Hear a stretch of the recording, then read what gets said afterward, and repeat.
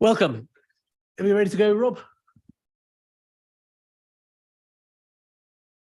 Welcome to the first Cabinet meeting of 2023. I think it's the first time I've said those words out loud, actually. My name is Stephen Cowan. I'm the leader of the London Borough of Hammersmith and Fulham. A few housekeeping notes, although it seems unnecessary as there's no members of the public here. But clearly, if a fire alarm does go, then that's the way out, and follow the advice that you're given.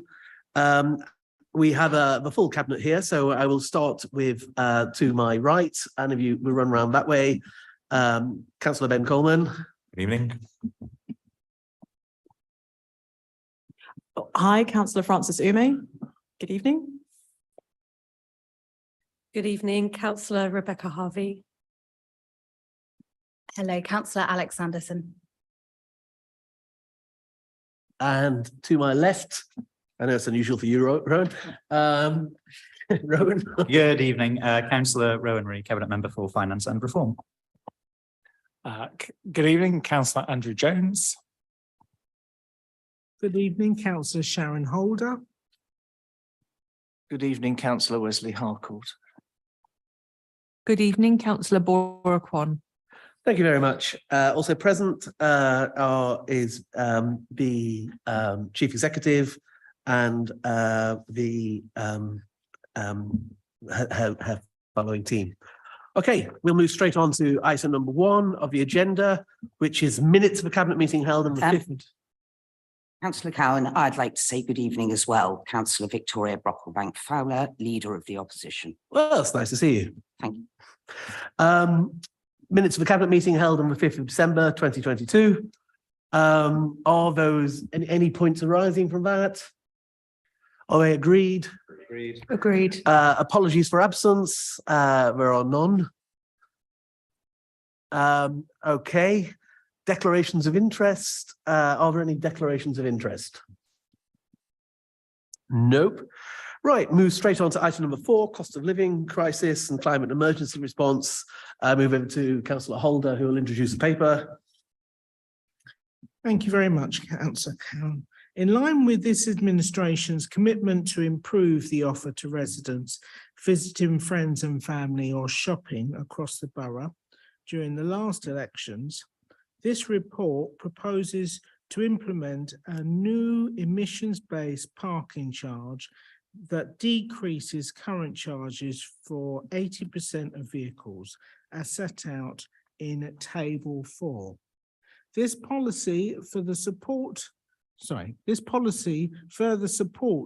our net carbon zero 2030 target and clean air neighbourhood strategy, whilst helping residents tackle the cost of living crisis, and also supports businesses in the face of the potential recession. The cost of living crisis has seen inflation rise above 9% and fuel top £2 a litre. Therefore, this report recommends that Cabinet approves the new short stay parking tariffs and delegates implementation to the Strategic Director of Environment. Thank you. Thank you very much. Any points from the Cabinet? Okay, Questions from me, please. right. Well, let me just start by reminding you of the rules, because you've not been here since March 20 last year. And the first rule is don't interrupt the chair. So I'm going to allow you to speak. The rules were designed under the former Conservative administration. You speak purely at the discretion of the chair, which is me, and you will stop when I ask you to stop. Please keep your questions short rather than statements, and we will endeavour to help you with our answers. Thank you. Your first question, please. Well, Councillor Cowan, we always gave you, as you well know, when you did come to Cabinet, plenty of time to speak. So I'll leave that there. This paper is only necessary because you hiked the parking charges unnecessarily during the pandemic. Can I Now, remind you? I- Can I remind you finish that this my is question? questions, not I'm- statements. I'm- So if you'd like to ask a question, I'm happy to carry on. Okay, I'm not going to recite with you what happened under your administration, but you're quite wrong to say that you gave me as much time as possible. You stormed out some meetings, and therefore ask a question, and we will endeavour to answer it. I think it's clear, and this is a question, as you really are fixated about that, that this is a policy we obviously welcome any less parking charges for residents because it helps support local shops and restaurants. However, this actually favours the wealthier residents. I think there is a vast inequality in reducing the charges to those who can afford to buy electric cars, which brand new are very, very expensive. So why have you decided to pursue this angle rather than reduce for everybody in this time of economic price rises? Councillor Holder, do you have any other questions? Should we take all three then? Yes, okay. Second question. The reduction in the pay and display income shows the damage that has been caused to our local shops and residents over the time of the fantastically high price of £5 or £6 an hour. What are you doing to help the shops during this period? What did you actually do to help them?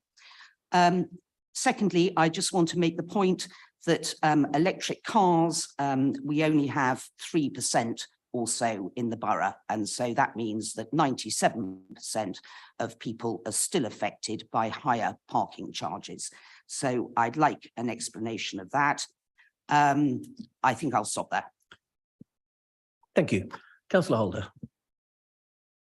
Thank you very much. Well, in answer to question number one, why favour electric cars? I think the simple answer is that at some point in the not so distant future, most of us, if not all of us, will have electric cars.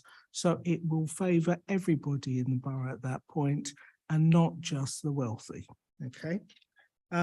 In answer to question two, what are we doing to help businesses? Well, I'm not certain I know what you're referring to, because we've done and we continue to operate a very extensive cost of living crisis agenda, which actually my colleague, Councillor Harvey, has been leading on. And if she wants to be specific about what we're doing for businesses, I'm sure she'll be happy to supply you with that information.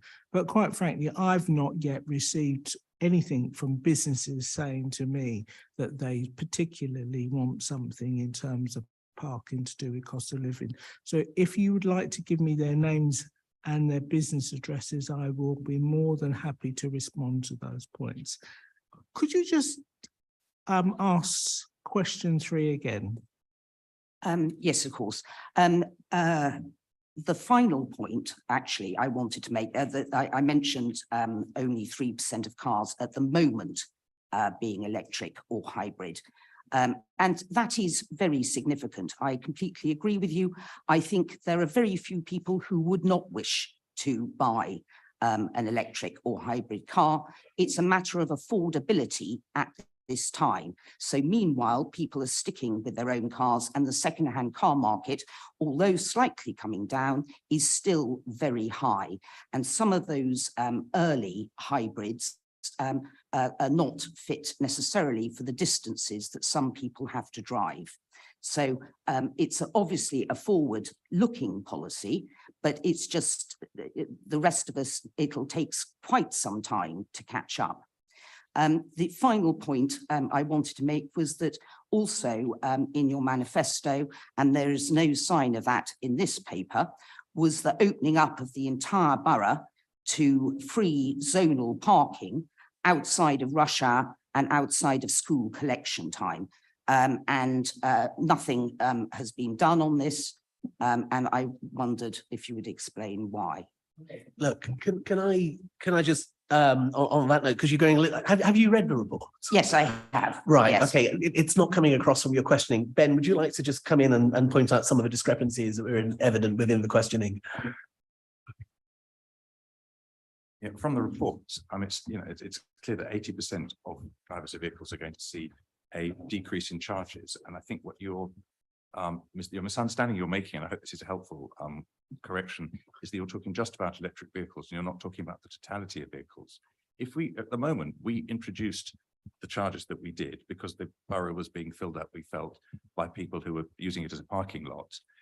Situation has changed since COVID. A lot of residents made representations to us, and we have a commitment to reach net zero by 2030, and we're trying to bring all this together. So what we have is, before we only had two, as it says in the report, which you apparently read, it says that we only have two bands, under 75 and over 75, £3 and £5. Now, four of those, up to 191 in carbon dioxide, is going to be cheaper. Not £2.50, down from £3 to £2.50, down from £5 to £3.50, down to £4.25. Only diesel is going to be more expensive. I'm not sure that your understanding of that came across fully in the question you've asked, but I hope that's helpful for you to understand. 80% of cars are going to be cheaper, and that obviously is what we said we do and why we're doing it. Councillor Coleman, thank you for that. You misunderstood me in what I was saying. What I was referring to were the charges before the parking charges were hiked. So none of these new charges are less than it was initially at £2.20 and £2.80 in the city centre. Can I just check? That was my point to that, but I haven't yet had an answer. Just to clarify, are you taking into account any inflation, or you're just talking about the actual numbers? The actual numbers. Right, okay. Could I have an answer, please, about the free driving, the free parking in different zones outside of rush hour and school collection times? And in answer to your fourth question about zonal parking, that is a piece of work that I'm currently considering at this very moment in time, and I hope to bring forward at the next cabinet meeting. Or certainly the next future cabinet meeting. Thank you. Right, quite soon this year. Oh, absolutely. Okay. Finally, we've never seen, or I've never seen, and certainly not in this paper, the actual figures for outsiders coming to park in the borough. We've never had, as far as I'm aware, any actual table to show that there ever was an increase in parking during the pandemic from people coming from outside, which was your reason for putting them up in the first place. And so I just wondered if those were available. Perhaps someone could send them to me. Bram, where's Bram? You need to speak on a microphone, Bram, or you won't be recorded.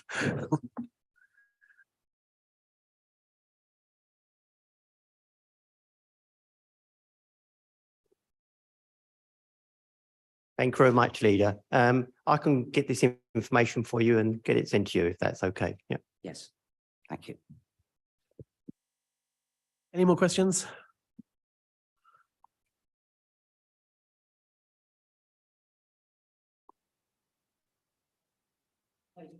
Right.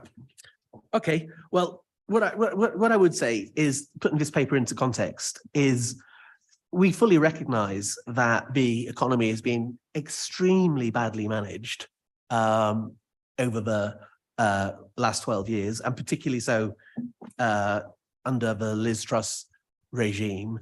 And we now have the worst inflation we've had since Margaret Thatcher took measures to stop inflation some time ago. So it is worth taking into account that in real terms, it's not just a cut in real terms, this is an actual cut, significantly more than anyone has ever made as a cut to parking charges. And to take them to what is in real terms below what they were before, and that's how economics works, that's how inflation works. Margaret Thatcher was very explicit and gave many speeches on the evils of inflation, both as an opposition leader and as a prime minister, and she was right in everything she said on inflation. So in real terms, these figures are lower than they were under before they'd gone up through the COVID pandemic. And that, I think, is a sign that this administration is trying to go out of its way, despite a calamitous economy and a hugely mismanaged approach to local government funding over the last 12 years, we've still been able to do that. And I think that's a good way forward. Clearly, the big challenge, and talk to any young person, is that climate change is going to change the way that the 21st century way plays out in ways so far only just beginning to be understood by most people in the public. And the two ways of tackling climate change are to limit the way people drive and also to encourage people to drive and to transport around with cleaner cycling and cleaner transport, which should include cycling and other active travel mechanisms. All the studies show that when people use active travel, to come back to the business question, they're more likely to stop and shop than they are if they're driving past in their 4x4 and there is struggling to park, which you will find anywhere in London. So one of the ways we're supporting business, other than the grants that we're giving them, other than a number of other measures we're taking to bring in footfall into the area, is to actually make it easier for people to get about and get to those businesses without using a car. And that does significantly increase business turnover. And as you will know from some of the main high streets we've had, King Street, North End Road, we pioneered, I think we were opposed very radically by the MP for Chelsea and Fulham and by the Conservatives throughout that time. We've closed North End Road. And if you look at the increases in turnout, in turnover, when we close those roads, so there's no cars, the roads are closed, we've arranged entertainment, we've got stalls, they increased by radical percents, 20, 30, one shop said it had over 100% increase in its takings on the days that we do that. So we're very interested in finding ways and experimenting and then making policy to find ways to significantly increase local small businesses turnovers. And it's something that Andrew Jones and I are working very closely on, and certainly bringing down parking to the biggest real terms cuts we've seen from any administration in Hammersmith and Fulham's history is a step in that right direction. And anyone who's economically illiterate will recognize that. And I think this is therefore why it's had such good press from the BBC and from the Evening Standard, etc. Okay, is that paper agreed? Agreed. Thank you very much. Right, we move on next to the item on the next agenda, membership of Pan-London Vehicle PLV for commissioning children's social care placements. Councillor Sanderson, would you like to introduce that report? Thank you, Leader. This is a report seeking approval for LBHF to become one of the London Local Authority members of the Pan-London Vehicle, a not-for-profit commissioning organisation set up to oversee the development and running of a secure children's home in London. This is for a 5-year period from the 1st of April 2023 to the 31st of March 2028, with an estimated opening date of 2026. Well, thank you for all your fine work on this. Any questions from the Cabinet? Any other questions? Thank you, Councillor Cowan. Reading the papers, Councillor Sanderson, I can see that it is very important that other London boroughs are involved to make the costings acceptable. How many of the London councils have signed up for this project so far?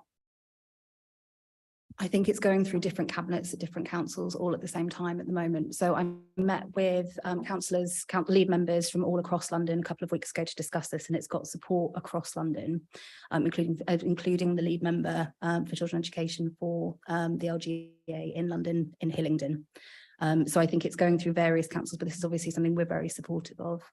So, and it sounds like it's got wide support across London, which is lovely. Well, I'm glad to hear that because I can see from your numbers that luckily for us, there are only kind of 1 or 2 children, possibly a year, who might have to be put in a facility like this. So it is a large expenditure. I mean, one hopes that number never rises, or there was a year when it was 0. But you still believe that for the borough, it is very important to be in this with the rest of the London boroughs, do you? I do. I mean, the reality is we never want children to have to go into a secure home, but we have a statutory duty to provide it, and we need to make sure there are beds available. At the moment, there isn't any secure provision in London. We're very reliant on places where there is provision, and that can mean that we're sending children far, far away, which has obviously very negative outcomes, but also can be very, very expensive. The reality is we're really at the mercy of where there are vacancies across the UK. We've had children placed as far away as Scotland in the past, and obviously that becomes very, very expensive. So I think it does make sense financially to support this. And I think we've now got DfE backing as well, which I know this has been an idea that's been floating for years and years and hasn't gone anywhere. But now we have got DfE backing, so hopefully it will now go forward if it's got enough support from councils across London. I'm very glad to hear that. Thank you very much. Thank you. Any other questions? No. Lovely. Okay. Thank you very much for that, Alex. I would just say, I think the premise of making it about money is the wrong one. I mean, certainly when the administration came in 2014, we thought that was what was wrong with the children's services we inherited, which was a tri-borough children's services. And it was very interesting to sit in those meetings and realize the culture. And I think culture, as Peter Drucker used to say, eats strategy for breakfast. But the culture in those early meetings then was all about where's the value for money, and it wasn't about what's going to happen to this child. And that's why we had a fairly awful experience, particularly with the children's SEN transport, which nearly killed a child. But we had many other awful experiences because I think the culture was so focused on the money and not on the children. We've taken an approach here of focusing on the children, what's the right way forward, what this vehicle does. And clearly, value for money is throughout everything that we do, but value only matters if service works. So I think this is a good step forward. We will monitor it. We will hopefully not have to send any children there because it's, I think, when those cases do happen, they are always a sign that there is something seriously challenging for that particular child.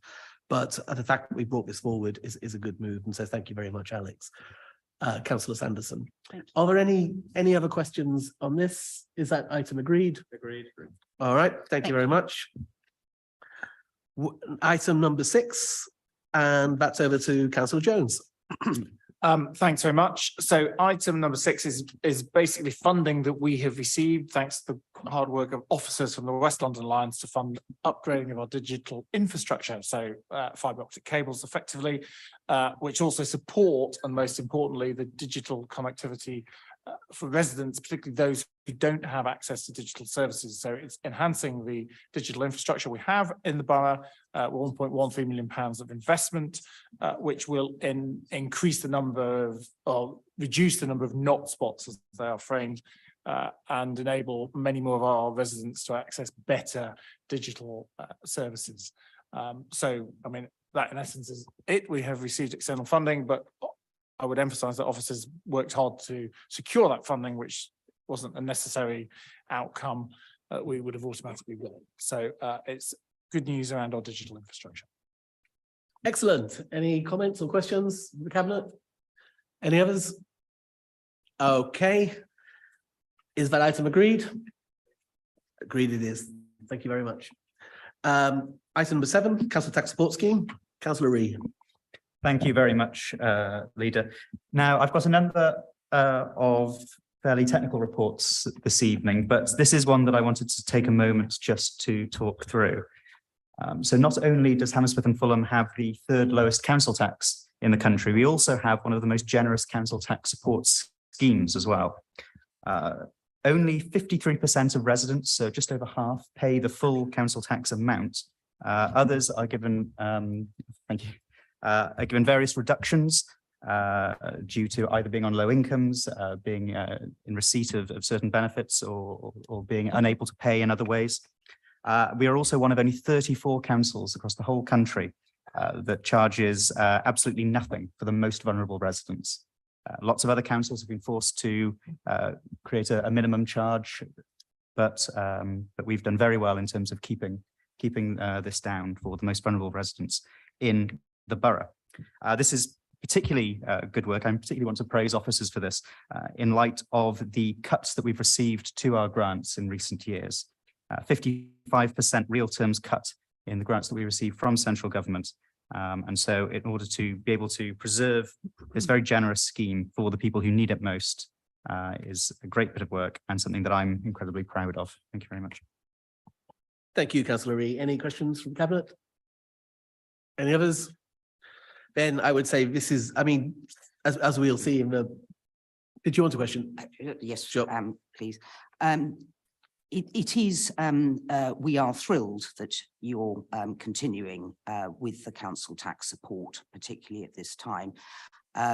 It was something that we'd started and we feel is very important. So I'd like to congratulate you on that. Thank you very much. Yes, that's right. It was started when the grant was removed by central government, but we are having to provide the same level of support with far fewer resources. So I think that the work that officers have done in order to be able to maintain this is incredibly good, and it's something I want to thank them for. And this is a real priority for the administration. Yeah, I think that's right. I think there was always council tax support schemes, but the Conservative Liberal Democrat government removed it in its first term. It gave councils the option of keeping it.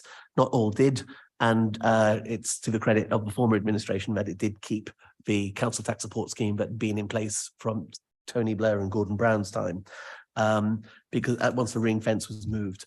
As Rowan says, this is anybody who's looked at the last 12 years and looked at budgets will know it is increasingly difficult.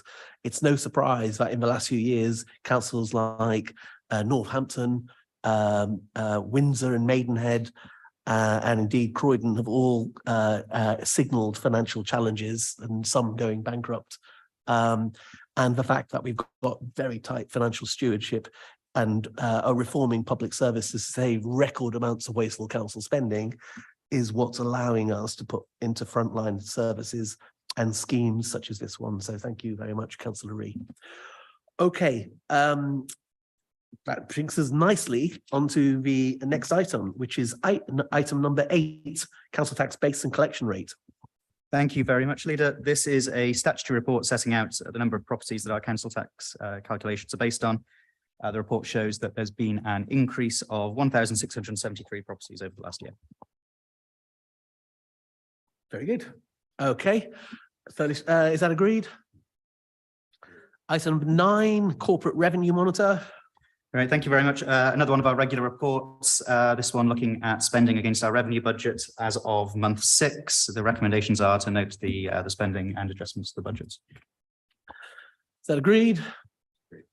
Okay, item number 10, capital program monitor and budget variations 2022-2023 second quarter. Thank you very much. Again, another one of our regular reports, this time looking at changes to the capital budget as of the second quarter. The recommendation is to note changes. Thank you. Is that agreed? Thank you. Agreed. Item number 11, housing management contracts. Councillor Umeh. Thank you, Leader. So 10 years ago, the housing management service was listened to with the service in the South outsourced. And so with the contract drawing to an end, this report seeks the approval for the service in the South to be brought in-house to ensure vital housing services can continue and a holistic approach can be taken across the borough. Thank you very much. Is any more questions from that? Any items? Is that agreed? Agreed. Okay, thank you. Agreed it is. And item number 12, procurement strategy for housing caretaking service. Back to you, Councillor Umeh. Thank you very much, Leader. So this report seeks approval to reprocure the housing caretaking service through a competitive process for a period of 5 years with an option to extend that contract for up to 2 years. Okay, straightforward contract. Anything on that? All right, is that agreed? 13 then, the forward plan, is that noted? Noted. And that brings us to the end of the meeting. Thank you very much for attending and see you next time.